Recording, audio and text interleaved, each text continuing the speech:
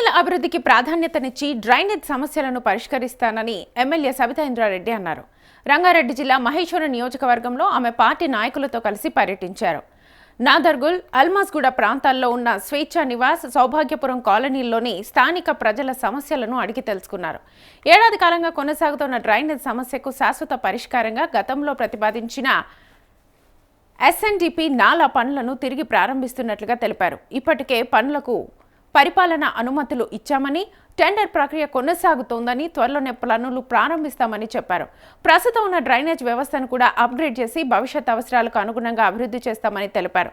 ప్రజలకు ఇబ్బందులు కలగకుండా శాశ్వత పరిష్కారాలే తమ లక్ష్యమని ఎమ్మెల్యే సబితా ఇంద్రారెడ్డి స్పష్టం చేశారు.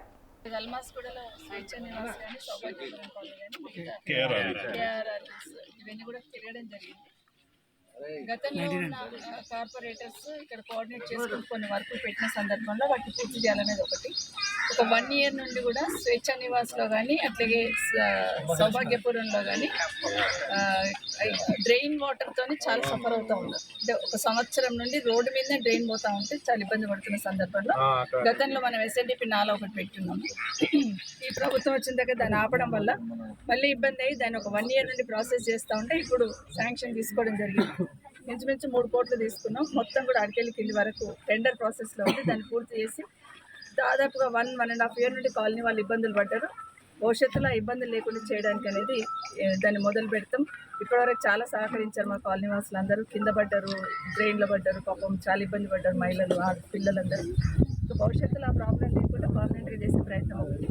అట్లాగే సైమల్టేనియస్గా డ్రైన్ కూడా చిన్నగా ఉంది అన్నారు. డ్రైనేజ్ కూడా అప్గ్రేడ్ చేస్తూ భవిష్యత్తులో ఇబ్బంది లేకుండా పై నుండి అన్ని వాటర్ ఇక్కడే వస్తాయని చెప్తున్నారు కాలనీ వాసులు. బట్ డ్రైన్ కూడా ఒకసారి ఈ బాక్స్ నాలా కంప్లీట్ అయిన తర్వాత డ్రైన్ కూడా అప్గ్రేడ్ చేసి దాన్ని కూడా పూర్తి చేస్తే ఇంకా భవిష్యత్తులో ప్రాబ్లం అనేది లేకుండా ఉంటుంది కాలేజ్కి. అదొకటి. రెండవది, బడంపేట మున్సిపల్ కార్పొరేషన్లో గతంలో కార్పొరేషన్ ఉన్నప్పుడు కొన్ని వర్కులు తీర్మానాలు చేస్తున్నారు. కానీ మధ్యలో జరిగిన చిన్న ఇబ్బందితో వర్కులన్నీ ఆగిపోవడంతో మళ్ళీ కమిషనర్ గారితో మాట్లాడి వర్కులన్నీ ఎట్టి పరిస్థితులలో కావాలి, కాలనీలో అవసరం ఉండే పెట్టున్నారు, ఏ కార్పొరేటర్ అయినా ఉండనియండి, అవసరానికి కాలనీ వాసులకు అనుకూలంగా పెట్టున్నారు.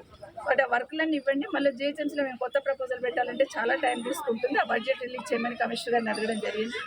దాదాపు 800 పైచిలకు వర్కులు ప్రతి కాలనీలో, బడంపేట మున్సిపల్ కార్పొరేషన్లో ఉన్న ప్రతి కాలనీలో డ్రైన్ కావచ్చు, రోడ్ కావచ్చు, అవన్నీ కూడా కమిషనర్ గారు ఒక కమిటీ వేస్తున్నారు. ఒక 10 మంది ఆఫీసర్లతో అన్ని ఎంక్వైరీ అయిపోయినాయి. ఇప్పటికీ వాళ్ళు సబ్మిట్ చేస్తున్నారు. వర్కులన్నీ కూడా టెండర్ పిలుస్తాము.